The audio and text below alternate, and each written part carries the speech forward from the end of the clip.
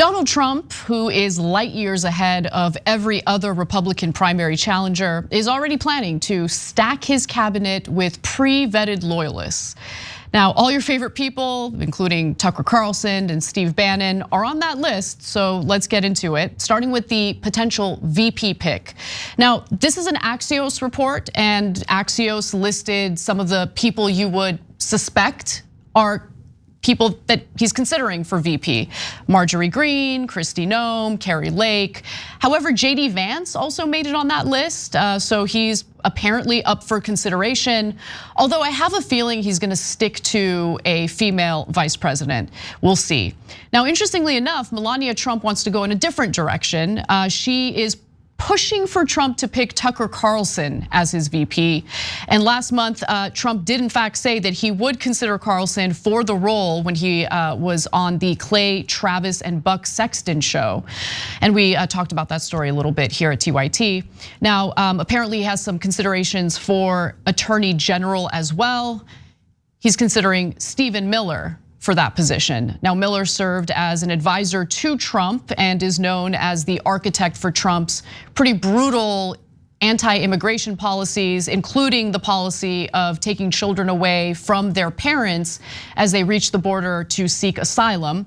And according to Axios, Miller has written and spoken extensively about unprecedented plans to detain, purge, and punish undocumented immigrants if put back in charge. He's eager to test the boundaries of what courts and the military can do to make that happen fast. There's more, there's the chief of staff, we can get into that as well, but Cenk, what are your thoughts so far? So, the people that are on this list are a murderer's row of ghouls and goblins. And so, almost all of them are people that in the first term of Donald Trump, the rest of the staff, the administration, et cetera, said, no way. And the Senate wouldn't confirm, et cetera. So Donald Trump learned his lesson. And he said, and in one piece they explained that he thinks Secretary of State, acting Secretary of State, what difference does it make? Oh, you didn't confirm them, who cares? I actually agree with him on that. He doesn't need them confirmed. They make it seem like it's like a big deal. It's not that big a deal. They're just gonna put and he's the president. He's gonna have to run the country. So he's gonna have to fill all those positions. Whether we like it or not, he's gonna fill them with these guys. And now why do I call them ghouls and goblins? Because I disagree with them on policy? No, they're talking about, one of the guys is talking about starting gulags and a reign of terror. They're not hiding it. Kash, Patel, and Steve Bannon talked about how they're gonna arrest their political opponents, giving no specific charges. Saying, no, and they mentioned MSNBC and Joe Scarborough, for example. They're like, we're gonna come and arrest you. That's political prisoners. This is all, by the way, while doing the Orwellian, we're in favor of freedom. When they're doing the exact opposite. We're in favor of the Constitution, we're in favor of America. When they're doing the exact opposite. So the number one thing to understand about this is that, actually, let break it down as quickly as, a lot of Trump voters have no idea that they're gonna do this. They're not reading Axios's piece. They're not diving into the details. And what do they think? They think, well, last time around, everybody said Trump was gonna be a disaster and the country didn't melt. He was a president, we continued, everything was fine. But guys, there's a giant problem there. It's because as much as I loathe so much of the establishment and their corruption, et cetera, they did serve as a check on this madman. And they stopped him from doing all of his crazy ideas that he and this motley crew wanted to do. So now, ironically, because the establishment stopped him from all doing most of the crazy things, people look back at it and go, that wasn't so bad, okay? Well, let me use different wording because I don't think establishment is quite right. The argument is that our institutions held and they prevented Trump from carrying out what he tried to carry out, which was the reversal of our democratic process to ensure that he remained in power. Now, there were important people involved in the process, including Vice President Mike Pence. And my understanding is that Trump is gonna make damn sure that he's going to have his administration filled with lapdogs and loyalists who will do his bidding and break the law on his behalf. Look, when push comes to shove, who knows if people are really willing to carry out everything that Trump wants them to carry out. But that is a dangerous thought, right? No, but in this case, you're right about the first term, and they didn't, and the institutions held. right? And even super right-wing Republicans who Trump handpicked, when he said, let's roll out the tanks, they were like, no, we're all gonna resign if you roll out the tanks against the American people. That's just martial law. We're not gonna do that. This is democracy. So the institution is held even with the most right-wing Republicans in there, right? But these guys, this is why this story is so important, are the ones that say no brakes in the car. No, we don't care about the institutions. In fact, they very much say we want to destroy those institutions. So the real question to me is, what happens in this scenario where you have Stephen Miller, as his attorney general? You have potentially, Tucker Carlson as his VP. Steve Bannon, there are considerations for Steve Bannon in the administration as well. Chief of staff. Yeah, chief of staff. And by the way, guys, Steve Bannon is back in the good graces of Donald Trump. He's almost definitely going to be in the administration. I would be very surprised if he wasn't chief of staff, and that's what Axios is reporting as most likely, okay? That means Steve Bannon is basically running the White House because Donald Trump's not that bright and he doesn't care about details. He just wants revenge and this and that. And Bannon knows how to execute that revenge and those undemocratic principles. Him as chief of staff the country's almost done. I want to talk about where I'm at with this whole issue, because I know this sounds dark, but it's the truth. Every single day, I do savor the fact that we still live in a democracy. And I'm incredibly frustrated with how many Americans really take that for granted, right?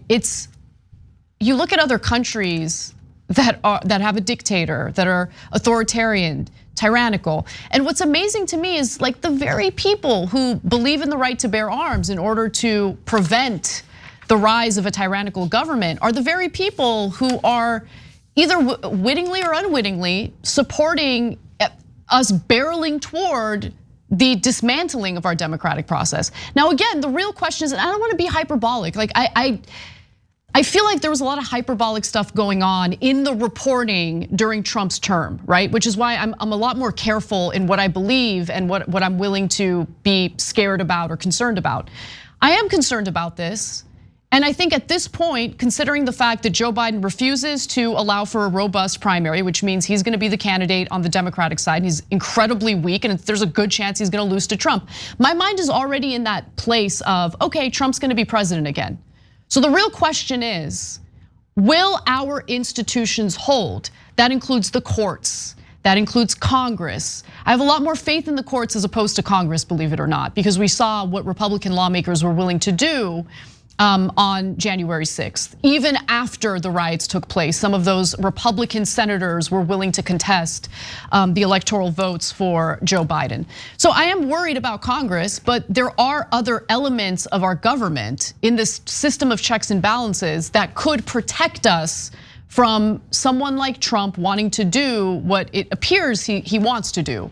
Yeah, guys, it's not hyperbolic. So Anna's right that the cable news guys ruined it by being so hyperbolic in his first term that it became the boy who cried wolf, and now no one believes it.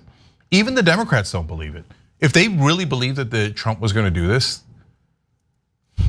they would be a lot more animated about defeating Trump. Right now, they're barely doing anything to defeat Trump.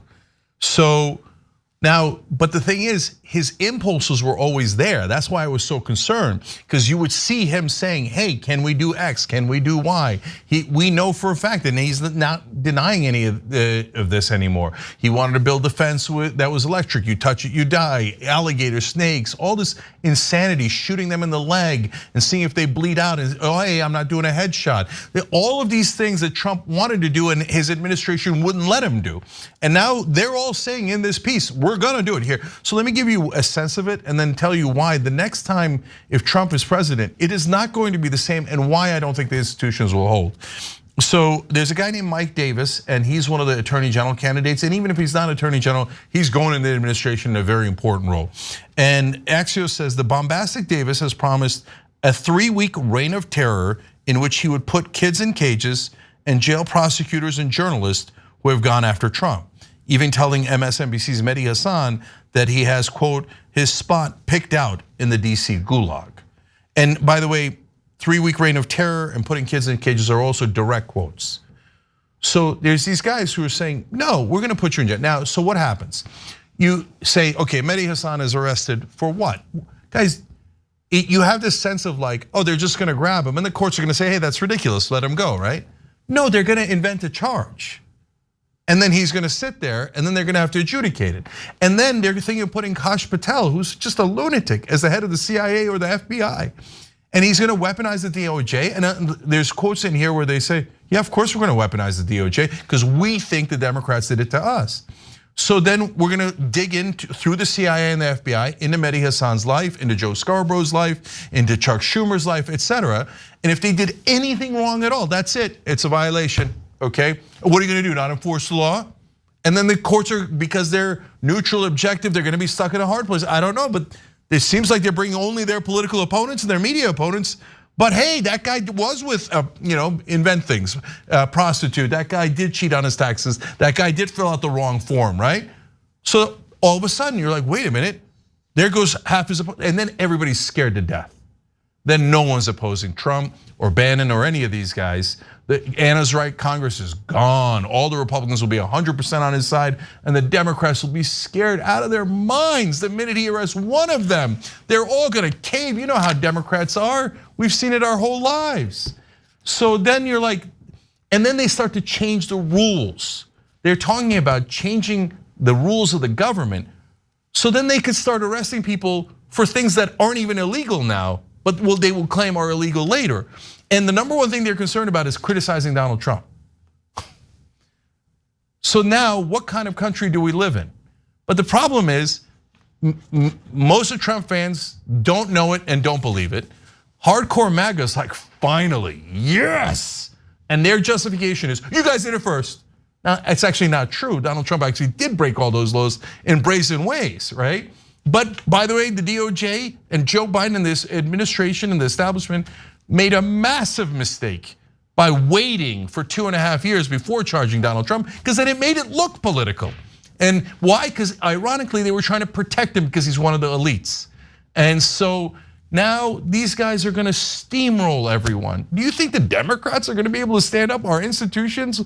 They're gonna change the institutions they have 4 long years. It's gonna be an absolute nightmare. And then the last people are the Democrats, etc. in Washington. They don't actually believe it. They think, oh, the Titanic can't sink. Our institutions will hold, don't worry about it. What a bunch of demagogues, ha ha. Oh, then we'll beat him in 28, if there is a 28. He tried to stay in office last time and he did fake electors and a coup. You think he's just, whether it's Trump or anyone else that's in power, his vice president, whoever it might be, you think they're just gonna leave? When they're telling you ahead of time, we don't care about democracy and our government and our system.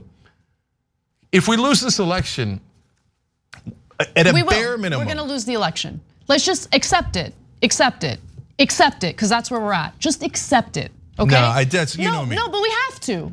Because the DNC has decided for us that Biden will be the candidate, okay? An 81-year-old guy who looks blue, he looks like a corpse that's being held up, propped up by someone behind him. That is gonna be the Democratic candidate. You don't have a voice if you're a Democratic voter, you must accept, and he's gonna lose to Trump. So just accept where we're at, because that's where I'm at, mentally. I'm not gonna wait until election day, nearly a year from today, and pretend like I'm shocked at the results. We all see it coming, we're all on the Titanic, the iceberg is straight ahead and we're barreling toward it. So I don't know what to do because I don't have any control over the situation, Cenk. None of us do. None of us have any power over the DNC and the incredibly irresponsible and selfish conduct that they're engaging in right now as we speak. So it is what it is. And you're right, they don't believe it, because if they genuinely did believe it, I have a hard time thinking that the Democratic establishment would be like, let's force Biden on the Democratic voters. The guy who is polling so poorly, poll after poll, Donald Trump is leading in battleground states. Anyway, whatever, I mean, enjoy the democracy that we have today. That's all I'm saying, savor it, enjoy it. We've been taking it for granted. We thought that it was more than a privilege, that we were entitled to it. But no, democracy is something that was fought for And now it's something that is being dismantled right before our eyes, something that is under threat right before our eyes, and we don't really have any line of defense. Because the opposing party, the Democrats, they're filled with their own monsters and goblins. Oh, the precious DNC, all the handpicked people by Biden who are serving in the DNC, they're terrified of losing their jobs. So pretending as if Biden's the best candidate in their minds helps to preserve their precious, precious DNC jobs. Okay, well, enjoy them until election day comes. We'll see what happens then. Thanks for watching the video, guys. We also love it if you hit the join button below because that makes you a member, and members allow us to be independent, honest. We can be as progressive as we want, no corporate media influence, and that's all because of you guys. We love doing the show with our members. Hit the join button, become one of the Young Turks.